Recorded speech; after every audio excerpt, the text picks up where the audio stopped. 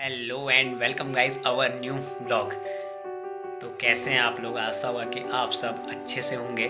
तो आप सोच रहे होंगे कि मैं अभी आपको क्या दिखाने वाला हूँ। अभी मैं आपको दिखाने वाला हूँ, आपने थंबनेल में भी देखा होगा कि 1980 से पहले जो इंडियन आर्मी की जर्सी थी वो कैसी थी और अब हमारे पास क्या क्या चीज़ें हैं। आप सोच रहे होंगे कि हमारे पास इंडियन आर्मी की जर्सी कैसे हो सकती है, पर जो हमारे दादाजी थे वो इंडियन आर्मी में थे, तो रिटायरमेंट के बाद उन्हें जर्सी और मेडल और जो कुछ भी सामान वहाँ से मिला था तो वो सब मैं आपको दिखाऊंगा।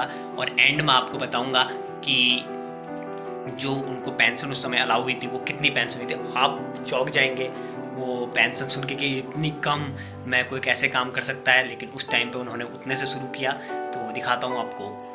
सभी को पता है कि अगर देश जो चल रहा है तो वो इंडियन आर्मी की वजह से चल रहा है। एक स्वतंत्रता दिवस के अवसर पर हमने भी उन्हें याद करने की कोशिश की, याद तो हमेशा ही करते हैं, लेकिन जब जब कुछ ऐसे स्वतंत्रता दिवस, रिपब्लिक डे, कुछ ऐसे अवसर आते हैं तो ज़्यादा मन गदगद हो जाता है कि हमारे परिवार से भी कोई ना कोई व्यक्ति वहाँ पर मौजूद था। और मैं आपको दिखाऊंगा कि अभी जो हमारे पास जो जो चीज़ें उनके अवेलेबल हैं, चाहे कुछ भी अवेलेबल है, चाहे जो भी अपनी तरफ से मैं दिखाऊंगा कि हमारे पास अभी क्या क्या चीज़ें अवेलेबल हैं। तो मैं थोड़ा कैलकुलेट करता हूँ क्योंकि सब इधर उधर रखे हैं बहुत पुराने टाइम से, तो मुझे ऐसा लगा कि आज मुझे दिखाना चाहिए। तो दिखाता हूँ आपको, क्योंकि हिस्ट्री में अभी तक कोई भी ऐसा व्लॉग नहीं डाला है कि जो ये बताए कि इससे पहले ऐसा था। 1980 में जो हमारे दादाजी थे वो रिटायर हो गए थे।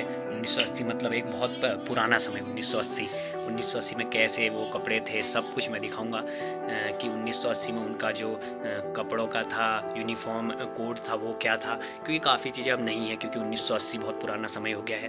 वो अब से काफ़ी चीज़ें मिस भी हो गई हैं और काफ़ी चीज़ें ख़राब भी हो जाती हैं, लेकिन अभी भी हमने काफ़ी चीज़ें सहेज कर रखी हैं एक यादों के रूप में, क्योंकि यही यादें हैं जो हमें हर बार याद दिलाती हैं। मैं आपको बता देता हूँ कि हमारे पास अभी क्या क्या चीज़ अवेलेबल है उनसे रिलेटेड जो उन्हें मिला था।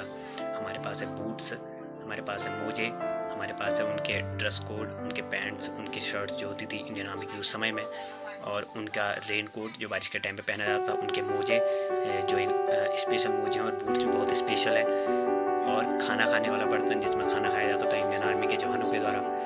और हमारे पास है उनके मेडल्स जो होंगे वो देखने लायक मेडल्स हैं, क्योंकि उन्होंने लड़ी थी 1971 की लड़ाई, तो उन्हें उसमें एक मेडल भी मिला था, तो वो मेडल भी हमारे पास है।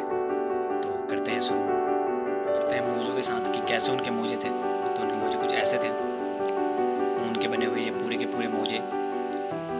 ये ठंड, गर्मी और जो बरसात का मौसम था उनमें उपयोग में लाए जाते थे, क्योंकि जो बूट होते थे वो बहुत भारी होते थे। तो अब बारी है बूट की। तो ये हैं वो बूट इंडियन आर्मी के। नीचे से अगर दिखाऊं तो पूरा का पूरा लोहा और आगे भी लोहा, और ऊपर से कुछ ऐसे ये बूट हैं। तो ये इतने मजबूत बूट हैं कि मिट्टी पे भी ऐसे रोपित नहीं होते। तो अब बारी है ड्रेस की।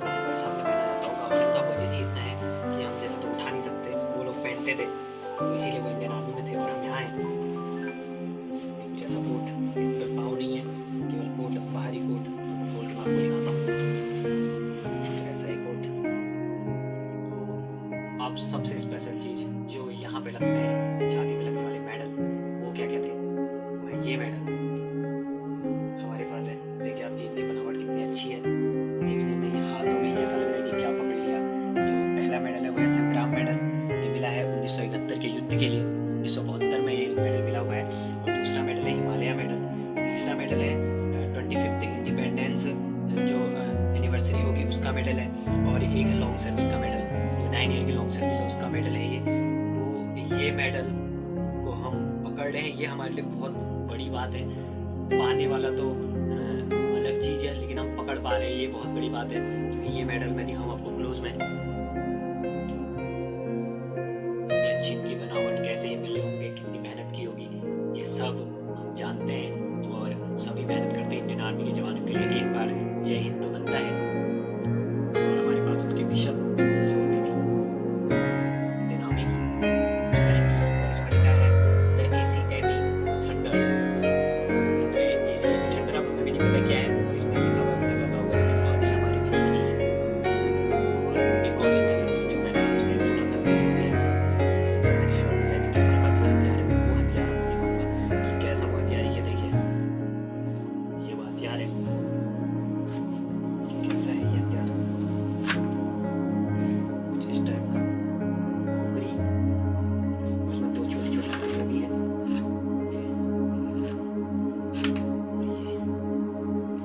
ये वो हथियार है, लगा हुआ है। मैं बताऊंगा कि जो उनका मासिक वेतन होता था वो कितना था उस समय। उस समय उन्हें मासिक वेतन मिलता था 380 रुपये। ये आप सोच रहे होंगे कि मैं कैसे बता रहा हूँ, क्योंकि उनके जो पेंशन पट्टा नंबर होता है, ये सब होता है, उसमें लिखा रहता है कि सब कुछ की कितनी सैलरी उन्हें प्रोवाइड होती थी। उन्होंने 1980 में जो है रिटायरमेंट ले लिया था, क्योंकि 1971 का युद्ध लड़ा था, तो उसमें उन्हें कुछ चोट पहुंची थी। और अगर जो उनके हाथ थे, अभी वो हमारे बीच में नहीं है, उनके हाथों में जो गोलियों के छर्रे जो लगे हुए थे वो प्रमाण देते हैं कि वो सत्य था। तो जो उन्हें जो पैसे मिलते थे वो 380 रुपये उस टाइम पे मिलते थे। तो हम हमेशा, हमारा जो सीना होता है वो चौड़ा हो जाता है, वो उन चीज़ों को देखकर, उन चीज़ों को सुनकर कि कैसे उन्होंने वो युद्ध लड़ा होगा। तो ये स्वतंत्रता दिवस हमने उन्हें याद किया है। मैंने सोचा कि क्यों ना आप सब भी हमारे सैनिकों को याद करें।